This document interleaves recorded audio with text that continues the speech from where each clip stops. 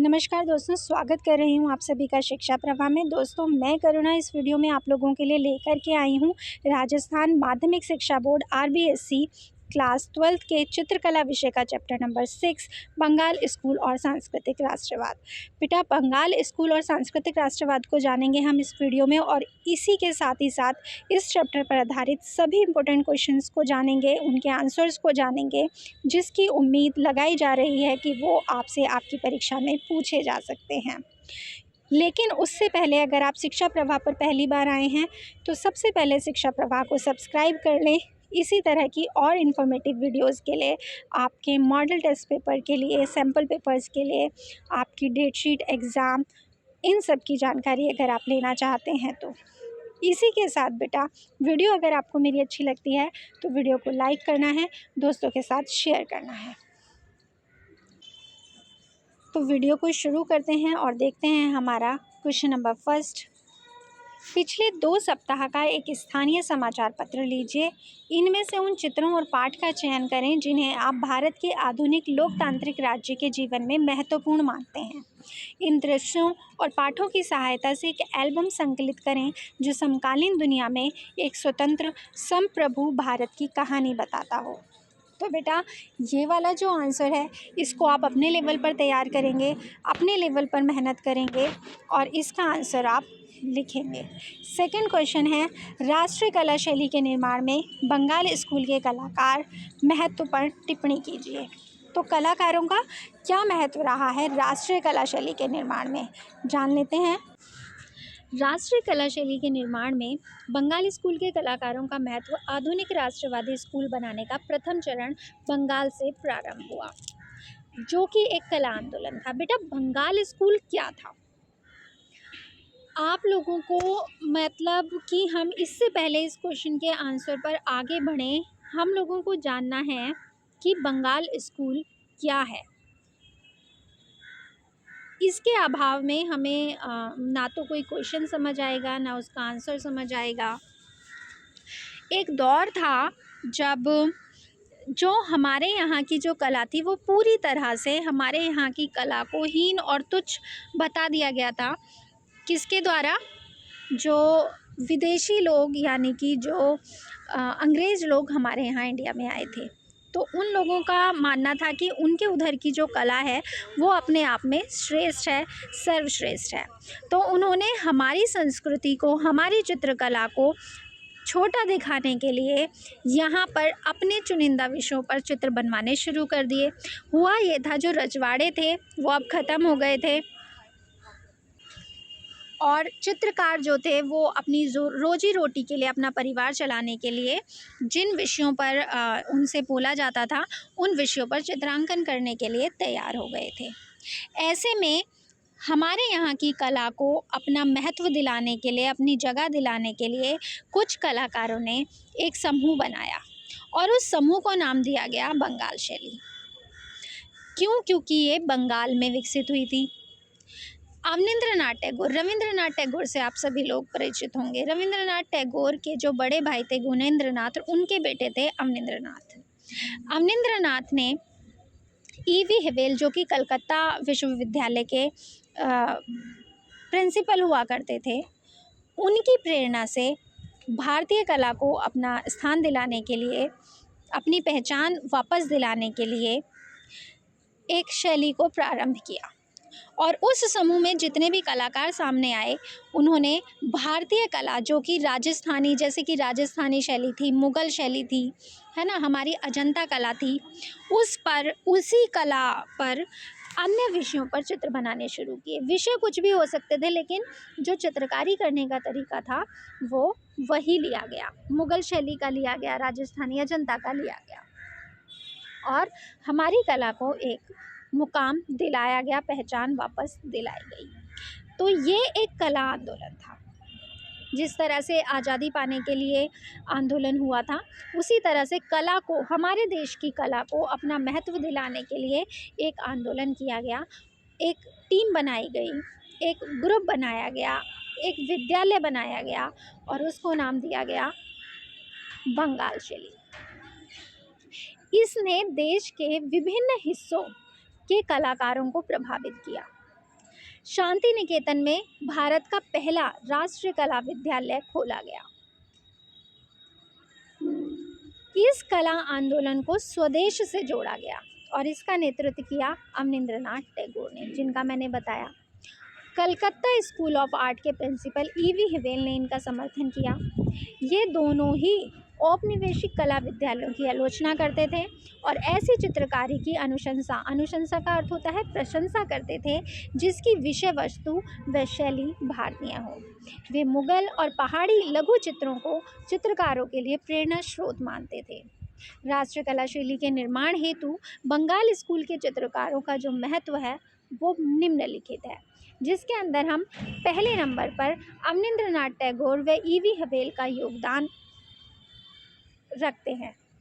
EV हिवेल और अवनींद्रनाथ टैगोर ने देश में भारतीयकृत कला शिक्षा की आवश्यकता को देखा।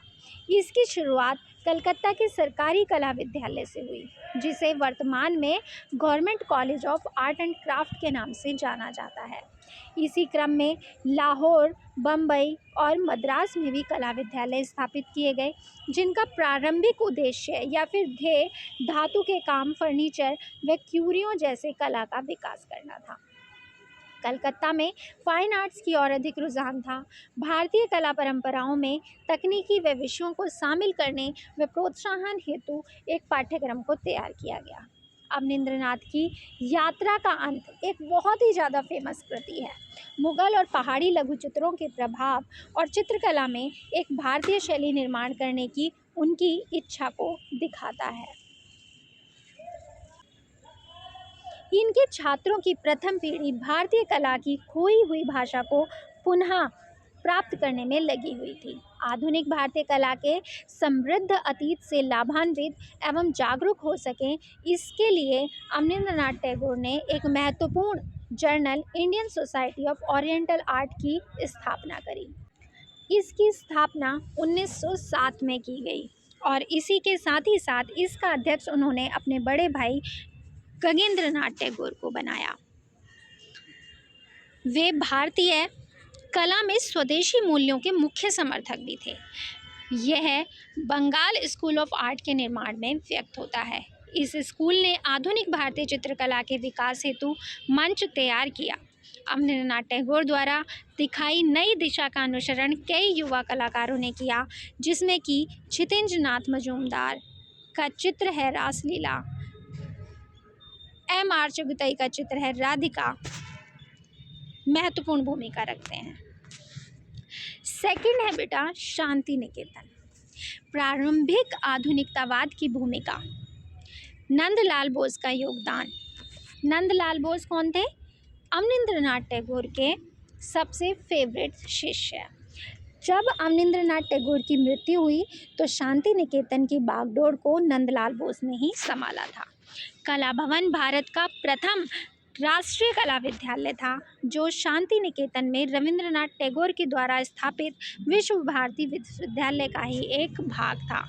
नव स्थापित कला भवन में चित्रकला विभाग के नेतृत्व हेतु रविंद्रनाथ टैगोर ने अवनींद्रनाथ टैगोर के एक छात्र नंदलाल बोस को आमंत्रित किया।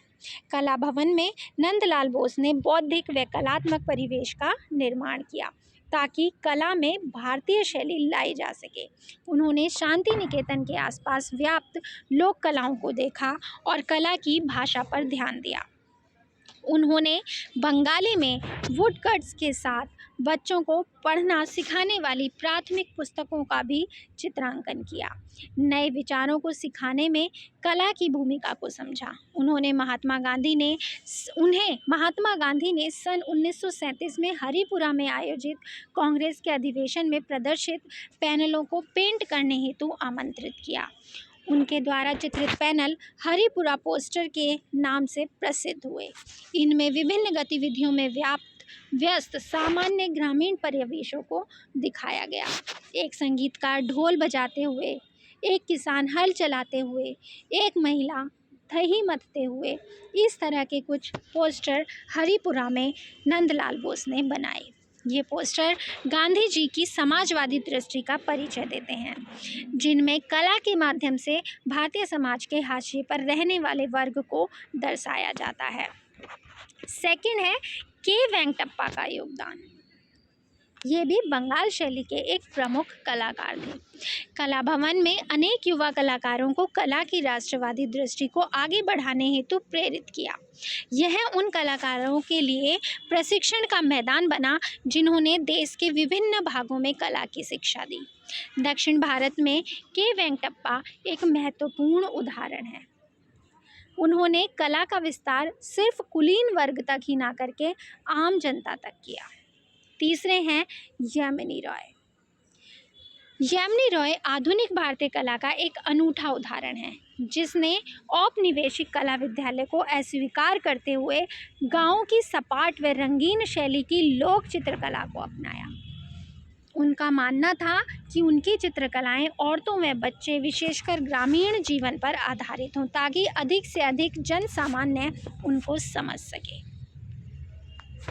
तो ये थे कुछ आर्टिस्ट जिन्होंने बंगाल शैली का एक तरह से उत्थान किया। प्रश्न नंबर 3, अवनींद्रनाथ टैगोर की एक पेंटिंग पर अपने विचार रखें। तो कोई भी एक पेंटिंग अवनींद्रनाथ टैगोर की बेटा जो आपको अच्छे से आपने पढ़ी हो, देखी हो, समझी हो, उसको आप यहाँ पर एक्सप्लेन कर सकते हैं। यहाँ पर जिसको हम एक्सप्लेन करने वाले हैं उसका नाम है यात्रा का अंत। अवनींद्रनाथ टैगोर ने अपने चित्र यात्रा का अंत का निर्माण 1913 में किया। वाटर कलर से इस चित्र को बनाया गया। इस चित्र में शाम की लाल पृष्ठभूमि में एक विध्वंस यानी कि बहते हुए ऊंट को दिखाया गया है। बेटा इस चित्र की इससे पहले हम विशेषताओं को जाने, एक्सप्लेन करें, मैं आपको बता दूं अवनींद्रनाथ टैगोर बहुत ज़्यादा प्रभावित थे अपने चाचा रविंद्रनाथ टैगोर से। वही रविंद्रनाथ टैगोर जिन्होंने हमारा राष्ट्रगान जन गण मन लिखा है। तो रविंद्रनाथ टैगोर की मृत्यु हो गई और जब रविंद्रनाथ टैगोर की मृत्यु हुई तब अवनींद्रनाथ टैगोर ने अपना अंतिम चित्र बनाया और उस चित्र को नाम दिया यात्रा का अंत। इस चित्र को हम जीवन संध्या नाम से भी जानते हैं। ये वाले चित्र के बाद अवनींद्रनाथ टैगोर ने अपनी तुल्लिका को त्याग दिया, मतलब कि अपनी कलम, अपने ब्रश को त्याग दिया।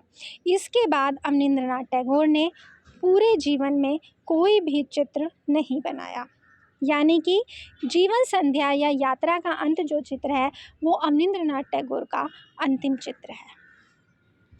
इस चित्र में एक ऊंट को दिखाया गया है जिसके आगे के जो पैर हैं वो ज़मीन में बैठ गए हैं, उसकी कमर पर बहुत भारी बोझ लदा हुआ है, वो थक गया है बोझ को ढोते ढोते। उसके साथ मतलब वो एक असहनीय पीड़ा, मतलब वो इतनी पीड़ा में है जिसको सहन कर पाना अब उसके बस की नहीं है। वो घायल हो चुका है और अपने जीवन के अंतिम मोड़ पर आ गया है। थकान की चरम सीमा उसकी असहनीय पीड़ा को दर्शा रही है। ऊँट के घुटने ज़मीन पर टिक गए हैं, गर्दन भी कुछ टूटी सी स्थिति में है। घायल अवस्था में इस ऊँट को चित्रित किया गया है। इस चित्र में मार्मिकता के भाव दिखाए गए हैं। अवनींद्रनाथ ने एक और प्रतीकात्मक सौंदर्य शास्त्र और दूसरी ओर साहित्यिक संकेतों की मदद से चित्र तथा कथन दोनों को दर्शाने की कोशिश की है। उल्लेखनीय है अवनींद्रनाथ टैगोर को भारत में राष्ट्रवादी और कला के आधुनिकतावाद के जनक के रूप में देखा जाता है। उन्होंने विषयों, शैली और तकनीकों के संदर्भ में चित्रों की भारतीय और पूर्वीय परंपराओं के निश्चित पहलुओं को पुनः जीवित किया और वॉश पेंटिंग तकनीक का आविष्कार किया। एक नया वर्ड आया है वॉश पेंटिंग। वॉश पेंटिंग क्या होती है? तो एक हैंडमेड पेपर होता है, यानी कि मोटा खुरदुरा पेपर। जल रंग से उस पर चित्र बनाया जाता है, यानी कि लाइन ड्राइंग की जाती है। उसके बाद समझिए उस चित्र में जहाँ जहाँ पर लाल रंग की आवश्यकता होती है उस चित्र में लाल रंग भर दिया जाता है और उसके बाद उस शीट को पानी में धो दिया जाता है। जब वो सूख जाता है, जो कलर है वो पेपर अपने अंदर सोख लेता है और एक्स्ट्रा कलर पानी के साथ बह जाता है।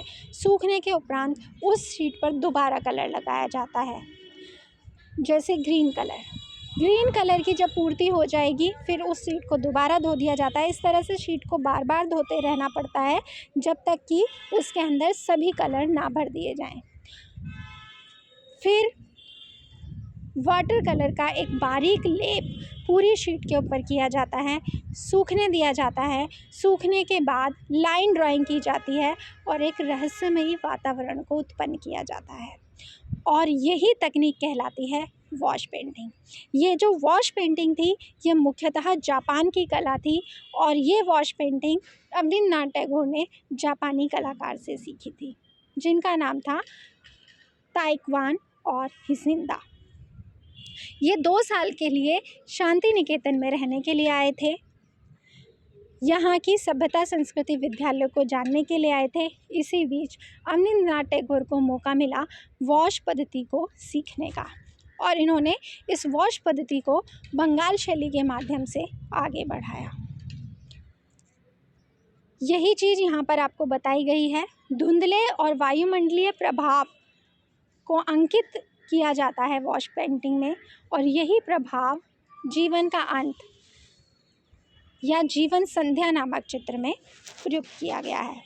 वॉश पेंटिंग तकनीक का प्रयोग अवनींद्रनाथ टैगोर ने अपने इस चित्र में बहुत अच्छे से किया है।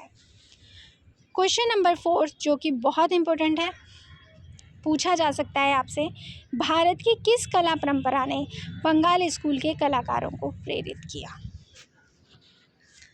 बंगाल स्कूल के जो कलाकार थे वो किस कला से प्रभावित थे? तो भारतीय कला को उसकी पहचान दिलाना था, भारतीय विषयों को अपनाना था और वो सब कहाँ देखने मिलते हैं? मैंने स्टार्टिंग में जब आपको बंगाल शैली बता रही थी तभी हमने इस बारे में बात की थी। मुगल कला, राजस्थानी कला, अजंता का कला, पहाड़ी कला, ये सारी भारतीय कलाओं से प्रभावित थे बंगाल स्कूल के कलाकार। बंगाल स्कूल के कलाकारों द्वारा किए गए कार्यों में स्पष्ट प्रभाव दृष्टिगोचर होता है, जिन्होंने सुरुचिपूर्ण और परिष्कृत आकृतियों के साथ सरल कला का निर्माण किया और उसको अपनी पहचान दिलाई। क्वेश्चन नंबर 5 है बेटा, यामिनी राय द्वारा पेंटिंग की अकादमिक शैली को छोड़ने के बाद कौन से विषय अंकित किए गए? यामिनी राय के बारे में अभी हमने थोड़ा सा पढ़ा है ऊपर। तो उन्होंने क्या किया था? उन्होंने इस तरह की कला का निर्माण किया था जिसको समझा जा सके। ग्रामीण परिवेश की लोक कला को उन्होंने अपने चित्रों का विषय और अपने चित्रों की तकनीक बनाया। अकादमिक शैली को उन्होंने छोड़ दिया। जो ग्रामीण बंगाल के रोज़मर्रा के जो जीवन थे, सुख दुख, धार्मिक विषय, रामायण, श्री चैतन्य, राधा कृष्ण, ईसा मसीह, इन विषयों का चित्रांकन उन्होंने किया। तो ये थे आपके बंगाल शैली पर आधारित महत्वपूर्ण कुछ क्वेश्चंस। आशा करती हूँ वीडियो आपके लिए काफ़ी अच्छी रही होगी। आपको अगर बंगाल शैली पे कुछ और क्वेश्चंस चाहिए तो आप मुझे कमेंट बॉक्स में ज़रूर बता दें। वीडियो अच्छी लगी है तो वीडियो को लाइक करना है, दोस्तों के साथ शेयर करना है, व्हाट्सएप ग्रुप पे शेयर करना है, चैनल को सब्सक्राइब ज़रूर करना है जिससे कि मुझे भी मोटिवेशन मिले इसी तरह से और वीडियोज़ को बनाने के लिए।